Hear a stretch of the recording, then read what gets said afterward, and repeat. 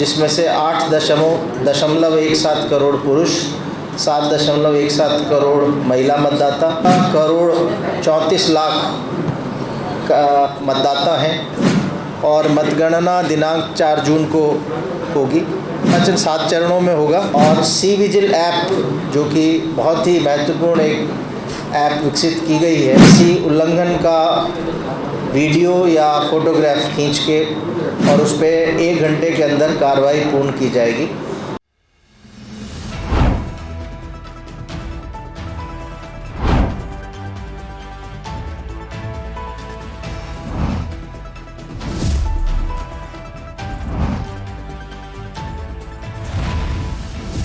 NTV निष्पक्ष, सत्यता की कसौटी।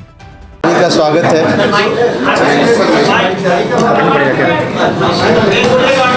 आज 16 मार्च को भारत निर्वाचन आयोग द्वारा उत्तर प्रदेश के 7 चरणों में संपन्न होने वाले 80 लोकसभा निर्वाचन क्षेत्रों के सामान्य निर्वाचन 2024 के कार्यक्रम की घोषणा कर दी गई है। आयोग की घोषणा के साथ ही संपूर्ण उत्तर प्रदेश में आदर्श आचार संहिता लागू हो गई है। सभी जनपदों को इस हेतु निर्देश निर्गत कर दिए गए। आयोग ने 136 ददरौल जनपद शाहजहाँपुर, 173 लखनऊ पूर्व जनपद लखनऊ, 292 गैसड़ी जनपद बलरामपुर और 403 दुद्धी जनपद सोनभद्र, इन विधानसभा निर्वाचन क्षेत्रों के उपनिर्वाचन का कार्यक्रम भी घोषित कर दिया है। 136 ददरौल चतुर्थ चरण में होगा, 173 लखनऊ पूर्व का निर्वाचन पंचम चरण में, 292 गैसड़ी का उपनिर्वाचन षष्ठम चरण में और 403 दुद्धी का उपनिर्वाचन 7वें चरण में होगा। आदर्श आचार संहिता लागू होने के 24 घंटे के भीतर सरकारी संपत्तियों, 48 घंटे के भीतर सार्वजनिक स्थलों एवं 72 घंटे के भीतर निजी संपत्तियों से दीवार लेखन, पोस्टर, बैनर, होर्डिंग्स, झंडे इत्यादि हटाने की कार्रवाई जनपदों द्वारा प्रारंभ कर दी गई है। प्रदेश में सामान्य निर्वाचन 7 चरणों में होगा और मतगणना दिनांक 4 जून को होगी। आयोग द्वारा घोषित कार्यक्रम के अनुसार निर्वाचन की अधिसूचना 20 मार्च 2024 को जारी होगी। अर्थात 20 मार्च 2024 से प्रदेश में नामांकन की प्रक्रिया प्रारंभ हो जाएगी। प्रथम चरण में 8 लोकसभा निर्वाचन, द्वितीय चरण के निर्वाचन की अधिसूचना 28 मार्च को जारी होगी और द्वितीय चरण में 8 लोकसभा निर्वाचन क्षेत्रों में मतदान होगा। तीसरे चरण की अधिसूचना 12 अप्रैल को जारी होगी और इसमें 10 लोकसभा निर्वाचन क्षेत्रों में मतदान होगा। चौथे चरण की अधिसूचना 18 अप्रैल को जारी होगी और चौथे चरण में 13 लोकसभा निर्वाचन क्षेत्रों में मतदान होगा। पाँचवें चरण की अधिसूचना 26 अप्रैल को जारी होगी और इस 5वें चरण में 14 लोकसभा निर्वाचन क्षेत्रों में मतदान होगा। छठे चरण की निर्वाचन की अधिसूचना 29 अप्रैल को जारी होगी और इसमें 14 लोकसभा निर्वाचन क्षेत्रों में मतदान होगा। 7वें चरण की अधिसूचना 7 मई को जारी होगी और 7वें चरण में 13 लोकसभा निर्वाचन क्षेत्रों में मतदान होगा। प्रदेश के 80 लोकसभा निर्वाचन क्षेत्रों में 67 लोकसभा निर्वाचन क्षेत्रों के रिटर्निंग ऑफिसर जिलाधिकारी हैं। 12 लोकसभा क्षेत्रों में मुख्य विकास अधिकारी तथा 1 लोकसभा क्षेत्र में उपाध्यक्ष विकास प्राधिकरण रिटर्निंग ऑफिसर अधिसूचित हैं। प्रदेश में आज की तारीख में कुल 15 करोड़ 34 लाख मतदाता हैं, जिसमें से 8.17 करोड़ पुरुष, 7.17 करोड़ महिला मतदाता, 6,638 तृतीय लिंग और 12,51,827 दिव्यांग मतदाता हैं। वर्तमान में कुल पोलिंग स्टेशन लोकेशंस की संख्या 92,587 है और मतदेय स्थलों की संख्या, पोलिंग स्टेशन बोलते हैं, 1,62,041 है, जिसमें 1,62,012 मूल पोलिंग स्टेशन है और 29 सहायक, जिसको ऑक्सिलरी पोलिंग स्टेशन बोलते हैं, सहायक मतदेय स्थल है। निर्वाचन की घोषणा के साथ ही निर्वाचन व्यय अनुवीक्षण इलेक्शन एक्सपेंडिचर मॉनिटरिंग से संबंधित टीमें जनपदों में, जैसे फ्लाइंग स्क्वाड है, वीडियो सर्वेलेंस टीम है, वीडियो व्यूइंग टीम है, स्टैटिक सर्वेलेंस टीम है, ये क्रियाशील हो गई हैं। प्रत्येक विधानसभा क्षेत्रों में एफएसटी की कम से कम 3 दल क्रियाशील होंगे और ये एक दल के अंदर 3 होंगे जो 8-8 घंटे की शिफ्टों में 24 घंटे, तो इस तरह से कुल 9 होंगे। और सी विजिल ऐप, जो कि बहुत ही महत्वपूर्ण एक ऐप विकसित की गई है भारत निर्वाचन आयोग द्वारा, इसमें जनता का कोई भी व्यक्ति एनोनिमस रूप से या अपना नाम रजिस्टर करके किसी उल्लंघन का वीडियो या फोटोग्राफ खींच के अपलोड कर सकता है, जो हमारे कंट्रोल रूम से उस स्थल के निकटतम जो वहाँ फ्लाइंग स्क्वाड है उसको भेजा जाएगा उस स्थल पे, और उस पर 1 घंटे के अंदर कार्रवाई पूर्ण की जाएगी। यदि जनता के व्यक्ति द्वारा अपना नाम रजिस्टर किया गया है तो उसको जो कार्रवाई की गई है उसका फीडबैक भी वापस दिया जाएगा। ये बहुत ही महत्वपूर्ण ऐप है जिसका उपयोग सामान्य जनता कर सकती है रिकॉर्डिंग करने के लिए। कोई मॉडल कोड ऑफ कंडक्ट का वायलेशन है या कोई और इलेक्टोरल ऑफेंस है, उसके बारे में हमारी जो मशीनरी है उस तक अपनी बात रखने के लिए। और ये एंड्रॉयड और iOS दोनों पे अवेलेबल है।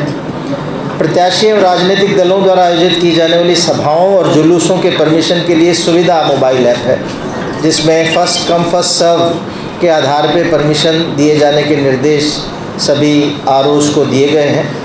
और सुविधा ऐप के माध्यम से ऑनलाइन नामांकन भी किया जा सकता है। आदर्श आचार संहिता लागू होने के उपरांत, यानी आज के बाद, किसी भी मतदाता का नाम विलोपित करने के लिए, उसका नाम कटवाने के लिए फॉर्म अगर दिया जाएगा तो उस पर कोई कार्रवाई नहीं होगी। आज तक जितने फॉर्म 7 दिए गए हैं, केवल उन्हीं के आधार पे जांच के बाद नाम कटने की कार्रवाई हो सकती है। ऐसे मतदाता जिनका नाम अभी भी मतदाता सूची में नहीं है, वे voters.eci.nic.in पोर्टल पे जाके या वोटर हेल्पलाइन ऐप के माध्यम से अभी भी अपना नाम पता कर सकते हैं कि वोटर लिस्ट में है या नहीं। और अगर नहीं है तो ऑनलाइन ही उस ऐप के माध्यम से या पोर्टल पे फॉर्म 6 भर के अपना नाम जुड़वाने का काम कर सकते हैं। किसी भी मतदाता का नाम उस मतदाता क्षेत्र के नॉमिनेशन के लास्ट डेट जो होगी उससे 10 दिन पहले तक भी अगर कोई फॉर्म दिया जाएगा तो उस मतदाता का नाम मतदाता सूची में आ जाएगा। मैं सभी उत्तर प्रदेश के सभी नागरिकों से अनुरोध करता हूं कि कृपया करके अपना नाम अवश्य ही मतदाता सूची में एक बार स्वयं चेक कर लें, ताकि अगर नाम नहीं है तो समय रहते वो फॉर्म 6 भरकर अपना नाम मतदाता सूची में ला सकते हैं। अब तक हमने 54 लाख नए मतदाता पहचान पत्र पोस्ट ऑफिस के माध्यम से मतदाताओं को उपलब्ध करा दिए गए हैं और मतदान से पूर्व सारे जो बचे हुए मतदाताओं का भी मतदाता पहचान पत्र हम लोग उपलब्ध करा देंगे। एक बहुत ही इम्पॉर्टेंट टोल फ्री नंबर है 1950-1950। ये 1950 टोल फ्री नंबर पे कोई भी व्यक्ति फ़ोन करके निर्वाचन से संबंधित कोई भी जानकारी, उन्हें किस तरह से अपने पोलिंग स्टेशन का पता लगेगा, कैसे नाम बढ़ा सकते हैं, कटा सकते हैं या नाम देख सकते हैं, तो वो हमारे फ़ोन पे अवेलेबल रहते हैं 1950 पे सभी ज़िलों में कर्मचारी जो उनको गाइड करेंगे वोटर्स को। ये तो बहुत इम्पॉर्टेंट है 1950 टोल फ्री नंबर किसी भी मतदाता के लिए या सामान्य नागरिक के लिए। समस्त विधानसभा क्षेत्रों में उन्होंने dedicated AERO assistant electoral registration officer AERO जो नाम दर्ज कराते हैं मतदाताओं के, ये नियुक्त किए हैं, जिनका काम है स्कूलों, कॉलेजेस, महाविद्यालयों में इलेक्टोरल लिटरेसी क्लब्स को सक्रिय करके जो नए मतदाता हैं 18 साल के अभी हुए हैं, 19 साल के हुए हैं, उन सभी को उनके फॉर्म भराकर उन्हें बताना, उनमें अवेयरनेस क्रिएट करना कि कैसे उनका नाम वोटर लिस्ट में आ सकता है और वोटर लिस्ट में उनको नाम लाने का कार्य करने के लिए हमने डेडिकेटेड AERO हर विधानसभा क्षेत्र में 403 जो उत्तर प्रदेश के विधानसभा क्षेत्र सब में है। और हमने एक अभियान मैं हूँ ना #मैं हूँ ना संचालित किया था, जिसका उद्देश्य था कि सब लोग अपना नाम अवश्य चेक कर लें और एक कॉमन भ्रांति रहती है, लोग सोचते हैं काफ़ी कि अगर हमने अर्बन लोकल बॉडी इलेक्शंस में वोट किया है तो हमारा लोकसभा और विधानसभा के निर्वाचन सूची में भी नाम होगा, जबकि दोनों सूचियां भिन्न भिन्न हैं। सभी लोग अपना निर्वाचन जो सूची लोकसभा और विधानसभा की, इसमें अपना नाम ज़रूर चेक करें। अगर उनके पास एपिक बना हुआ है इलेक्टोरल फोटो आइडेंटिटी कार्ड, तो भी अपना नाम अवश्य चेक कर लें, क्योंकि ये हो सकता है कि किसी की शरारत की वजह से या कोई त्रुटि की वजह से किसी का नाम कट जाए। तो अपना नाम चेक करना ना भूलें। इस सबसे महत्वपूर्ण बात मैं इस पर स्ट्रेस देना चाह रहा हूँ। माननीय आयोग द्वारा जो 85 वर्ष से ऊपर के मतदाता हैं और जो दिव्यांग मतदाता हैं, उनको एक विशेष सुविधा वोटिंग फ्रॉम होम से दी गई है, जिसमें फॉर्म 12D भर के 5 दिन नोटिफिकेशन के 5 दिन के भीतर अगर ये रिटर्निंग ऑफिसर, जो प्रत्येक लोकसभा क्षेत्र का रिटर्निंग ऑफिसर है, BLO के माध्यम से अगर फॉर्म 12D दे देते हैं तो उनके घरों में हमारी टीम जाएगी और पोस्टल बैलेट के माध्यम से माइक्रो ऑब्जर्वर के साथ, वीडियोग्राफी की टीम के साथ घरों पर जाके उनके पोस्टल बैलेट डलवाए जाएंगे। 12D 12 और एक सक्षम ऐप, बहुत ही महत्वपूर्ण ऐप है सक्षम ऐप। ये भी iOS और एंड्रॉयड दोनों पे अवेलेबल है। ये दिव्यांग मतदाताओं के लिए विशेष रूप से बनाई गई है। उनको वोटिंग के दिन अपना नाम उसमें वहाँ पोलिंग स्टेशन पे उनको किसी प्रकार की सुविधा चाहिए व्हील चेयर के रूप में, और वहाँ हमारे वॉलंटियर्स रहेंगे। इसके अलावा घर से पोलिंग स्टेशन तक जाने के लिए ट्रांसपोर्टेशन चाहिए, तो उसकी रिक्वेस्ट वो सक्षम ऐप के माध्यम से सभी दिव्यांग मतदाता कर सकते हैं। और ज़िला निर्वाचन अधिकारी फिर ट्रांसपोर्टेशन की और व्हील चेयर और वॉलंटियर्स की व्यवस्था रहेगी पोलिंग स्टेशन पे, अगर समय से सक्षम ऐप के माध्यम से रिक्वेस्ट कर दी गई। इसके अलावा सभी पोलिंग स्टेशन पे हमारी न्यूनतम सुविधाएं उपलब्ध रहेंगी, जिसमें पीने का पानी, शौचालय, दिव्यांगजनों की व्हीलचेयर के लिए रैंप की व्यवस्था, साइनेजेस, फर्नीचर, शेड की व्यवस्था, वहाँ कनात लगा के धूप के समय में लोग छाया में बैठ सकें, फर्नीचर कुछ वहाँ रहेगा।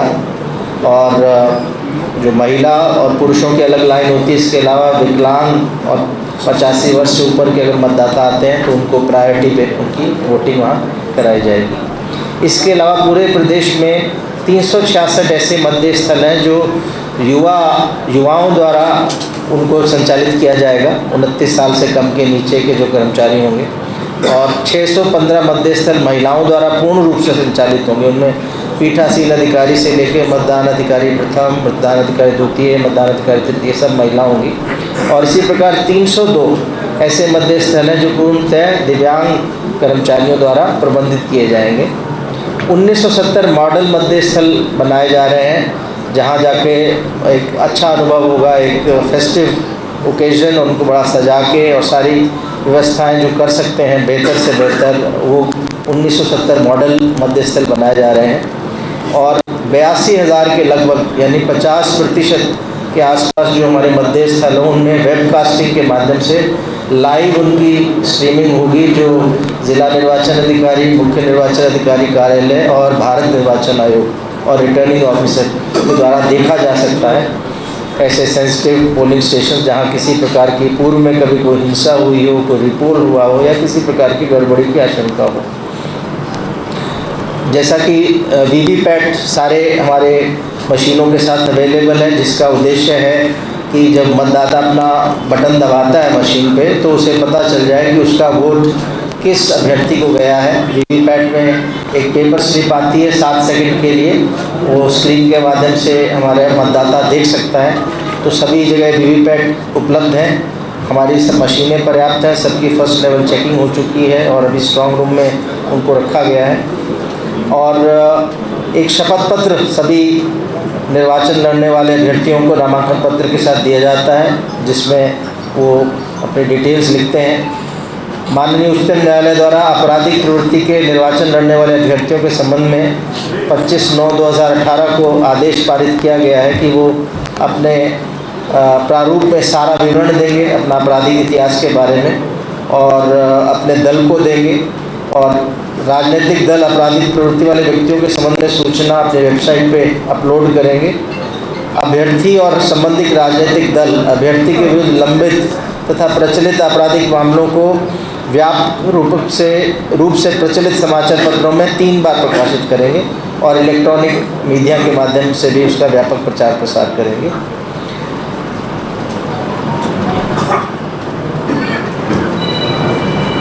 शांतिपूर्ण और निष्पक्ष चुनाव के लिए पर्याप्त संख्या में केंद्रीय अर्धसैनिक बलों की तैनाती सुनिश्चित की जाएगी। प्रथम चरण में जो हमारा चुनाव है इसकी अधिसूचना 20 मार्च को होगी और उसका नाम निर्देशन का अंतिम दिनांक 27 मार्च को होगा। मतदान 19 अप्रैल को होगा। प्रथम चरण में हमारे 8 लोकसभा निर्वाचन क्षेत्र हैं, 1 सहारनपुर, 2 कैराना, 3 मुजफ्फरनगर, 4 बिजनौर, 5 नगीना, 6 मुरादाबाद, 7 रामपुर और 26 पीलीभीत। द्वितीय चरण में मतदान का दिनांक 26 अप्रैल होगा और इस दिन 8 लोकसभा निर्वाचन क्षेत्रों में मतदान होगा। 9 अमरोहा, 10 मेरठ, 11 बागपत, 12 गाज़ियाबाद, 13 गौतम बुद्ध नगर, 14 बुलंदशहर, 15 अलीगढ़ और 17 मथुरा। तीसरे चरण का मतदान 7 मई को होगा जिसमें 10 लोकसभा निर्वाचन क्षेत्रों में मतदान होगा। वो निर्वाचन क्षेत्र हैं 8 संभल, 16 हाथरस, 18 आगरा, 19 फतेहपुर सीकरी, 20 फिरोज़ाबाद, 21 मैनपुरी, 22 एटा, 23 बदायूं, 24 आंवला और 25 बरेली। चौथे चरण का मतदान 13 मई को होगा जिसमें 13 निर्वाचन क्षेत्रों में मतदान होगा। निर्वाचन क्षेत्र इस प्रकार हैं: 27 शाहजहाँपुर, 28 खीरी, 29 धौरहरा, 30 सीतापुर, 31 हरदोई, 32 मिश्रिक, 33 उन्नाव, 40 फर्रुखाबाद, 41 इटावा, 42 कन्नौज, 43 कानपुर, 44 अकबरपुर और 56 बहराइच। पाँचवें चरण का मतदान 20 मई को होगा। इसमें 14 निर्वाचन क्षेत्रों में मतदान होगा। निर्वाचन क्षेत्र 34 मोहनलालगंज, 35 लखनऊ, 36 रायबरेली, 37 अमेठी, 45 जालौन, 46 झांसी, 47 हमीरपुर, 48 बांदा, 49 फतेहपुर, 50 कौशाम्बी, 53 बाराबंकी, 54 फैज़ाबाद, 57 कैसरगंज और 59 गोंडा। छठा चरण इसका मतदान 25 मई को होगा। 14 निर्वाचन क्षेत्रों में मतदान होगा। निर्वाचन क्षेत्र इस प्रकार है: 38 सुल्तानपुर, 39 प्रतापगढ़, 51 फूलपुर, 52 इलाहाबाद, 55 अम्बेडकर नगर, 58 श्रावस्ती, 60 डुमरियागंज, 61 बस्ती, 62 संत कबीर नगर, 68 लालगंज, 69 आजमगढ़, 73 जौनपुर, 74 मछली शहर, 78 भदोही। और जो आखिरी और 7वां और आखिरी चरण है उसका मतदान 1 जून को होगा और इस दिन 13 लोकसभा निर्वाचन क्षेत्रों में मतदान होगा। 63 महाराजगंज, 64 गोरखपुर, 65 कुशीनगर, 66 देवरिया, 67 बांसगांव, 70 घुसी, 71 सलेमपुर, 72 बलिया, 75 गाज़ीपुर, 76 चंदौली, 77 वाराणसी, 79 मिर्ज़ापुर और 80 रॉबर्ट्सगंज।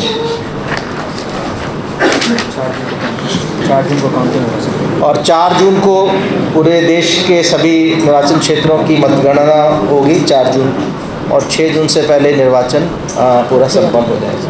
मेरा सवाल है, 1 अप्रैल को जो युवा 18 साल की उम्र पूरी कर रहे हैं तो क्या उन्हें वोटर करने का अधिकार होगा, वो आवेदन कर सकेंगे? जी, ये हमारे पास वैसे एडवांस एप्लीकेशन भी आया हुआ है। बहुत महत्वपूर्ण प्रश्न है कि हमारी 4 क्वालिफाइंग डेट होती है: 1 जनवरी, 1 अप्रैल, 1 जुलाई और 1 अक्टूबर। 1 अप्रैल को जो युवा 18 साल के हो रहे हैं उनके फॉर्म्स अभी भी वो दे सकते हैं और पूर्व में जब हमारा 27 अक्टूबर से स्पेशल समरी रिवीजन शुरू हुआ था तब भी दे सकते थे और बड़ी संख्या में हमारे पास फॉर्म्स आए हुए हैं और 1 अप्रैल के बाद उनके नाम मतदाता सूची में आ जाएंगे। सर, एक और मतदान केंद्र कितनी दूरी के रेडियस में बनाया गया है, मतलब कितनी दूर चलना पड़ेगा एक काम को? देखिए, निर्देश ये है कि सामान्यतः 2 किलोमीटर से अधिक किसी मतदाता को चलना ना पड़े। इस प्रिंसिपल के आधार पर हमारे मतदान केंद्र बने। पोलिंग स्टेशन का। सर कितने अपार्टमेंट में इस बार बनाए गए हैं पोलिंग सेंटर या पोलिंग कुछ अपार्टमेंट वाले कुछ नया इंट्रोड्यूस बिल्डिंग में आप लोग? हाँ, इस बार उत्तर प्रदेश ऐसा प्रदेश है जिसमें सबसे अधिक संख्या में इस तरह के नए पोलिंग स्टेशंस बने हैं जो हाई राइज अपार्टमेंट्स या गेटेड सोसाइटीज़ में बने हैं। एग्जैक्ट नंबर 217 थे सर। अभी आपको हम अवेलेबल करा देंगे, ज़रा उसको मंगा लिया जाए, उसको मंगा लिया जाए, यहाँ अवेलेबल होगा सूचना। सर नया वोटर जो आज अप्लाई करेगा कितना टाइम लगेगा उसको लिस्ट में आने? हाँ, ये नियम ये है कि अगर कोई वोटर अपना फॉर्म 6 भरता है तो 7 दिन से पहले उसका नाम नहीं आ सकता। कम से कम 7 दिन जांच इत्यादि के लिए रखे गए हैं और ऑन एन एवरेज हमारा प्रयास ये और हमने किया भी ये है कि 10 दिन के भीतर, यानी 8वें दिन से हम शुरू कर सकते हैं, 8वां दिन, 9वां दिन, 10वां दिन, 10 दिन के भीतर उसका नाम वोटर लिस्ट में आ जाए। सर वोटर कैसे चेक करेगा और कैसे आप उसका प्रोसेस स्टेटस पे? जब ऑनलाइन कोई भी वोटर अपना फॉर्म भरता है, ऑनलाइन भरने के लिए जैसा मैंने बताया वोटर हेल्पलाइन ऐप अगर मोबाइल से भरना है और डेस्कटॉप से भरना है तो voters.eci.nic.in इस वेबसाइट पे जाके जब आप फॉर्म 6 भरेंगे तो आपको एक रेफरेंस नंबर जनरेट होगा, फॉर्म रेफरेंस नंबर। उस फॉर्म रेफरेंस नंबर को मतदाता नोट कर ले और जब भी उस दोबारा वेबसाइट या VHA ऐप पे वो उस फॉर्म रेफरेंस नंबर को डालेगा, उसका लेटेस्ट स्टेटस, जैसे कि अगर उस पर आ जाता है ई-रोल अपडेटेड, इसका मतलब आपका नाम डेटाबेस में आ गया है, एपिक जनरेटेड, मतलब एपिक बन गया। रेटिंग भी है कि कितने डेली भरे जा रहे हैं और कितने अप्रूव हो गए? देखिए, ये हमारे पास डेली सूचना प्रत्येक पोलिंग स्टेशन, प्रत्येक विधानसभा, प्रत्येक लोकसभा निर्वाचन क्षेत्र की रहती है कि किस दिन कितने फॉर्म 6 भरे गए और किस दिन कितने नाम हमारी मतदाता सूची में आए। और यही वजह है कि हम लोगों ने रिगरस मॉनिटरिंग करके इंश्योर किया, जो हमारा स्पेशल समरी रिवीजन था, कि बड़ी संख्या में नए मतदाता बने और ऐसे मतदाता जिनकी मृत्यु हो गई थी या डबल नाम था या जो अब यहाँ रहते नहीं हैं उनके नाम काटे भी गए। और बहुत अच्छा काम इस बार स्पेशल समरी रिवीजन में पूरे उत्तर प्रदेश में हुआ है। लेकिन उसके बावजूद ये संभावना रहती है कि किसी मतदाता का नाम ना हो, इसलिए मैंने बार बार ये अपील की सभी नागरिकों से कि अपना नाम 10 मिनट आपको ज़्यादा से ज़्यादा लगेगा अगर आप ऑनलाइन करेंगे, अपना नाम ज़रूर चेक कर लें और 5 मिनट लगेगा अपना नाम भरने के लिए। तो ये 15-20 मिनट अगर वो अपना दे देंगे तो उस दिन अपनी स्थिति का सामना नहीं करना पड़ेगा कि आप जा रहे हैं और आपका नाम नहीं है। सर कई ऐसे लोग हैं जो एक बात, फॉर्म भरा जाए तो वो सर रिटर्न आता है दोबारा। Thank you. सर कई ऐसे लोग हैं जो विधानसभा जितनी बदल गई है, पहले कहीं और रहते थे वो अपार्टमेंट में रहने लगे, तो क्या उनके लिए इस दौरान? हाँ, देखिए, बहुत अच्छा एक प्रश्न है, सभी कृपया ध्यान से सुन लें क्योंकि बहुत काम की बात है कि जब आप कोई भी मतदाता अगर अपना एड्रेस चेंज करता है, एक जगह से दूसरी जगह जाता है, पहले उसको 2 फॉर्म भरने पड़ते थे। नई जगह अपना नाम भरने के लिए फॉर्म 6 भरना पड़ता था, दूसरी जगह नाम कटाने के लिए फॉर्म 7 भरना पड़ता था। अब एक बहुत महत्वपूर्ण बदलाव ये हुआ कि फॉर्म 8 जो करेक्शन का था वो शिफ्टिंग में भी मतदाता भर सकता है। फॉर्म 8 भरते ही नई जगह तो उसका नाम जुड़ेगा और पुरानी जगह ऑटोमेटिकली फॉर्म 7 जनरेट हो जाएगा, जिससे उसकी ज़िम्मेवारी ख़त्म हो जाती है। अगर उसने फॉर्म 8 भरा है शिफ्टिंग के लिए तो फिर ये मशीनरी की जिम्मेवारी है कि उनका नाम काटें। अगर किसी वजह से नहीं भी कटता है तो कम से कम मतदाता उसके लिए जिम्मेवार नहीं होगा। जैसा कि आप जानते हैं कि कानूनी अपराध है कि आप एक से अधिक जगह अपना नाम जुड़वा लें गलत जानकारी देके, तो एक अपराध है। तो फॉर्म 8 भरने की स्थिति में शिफ्टिंग में एटलीस्ट ओनर शिफ्ट हो जाएगा मशीनरी में मतदाता पर।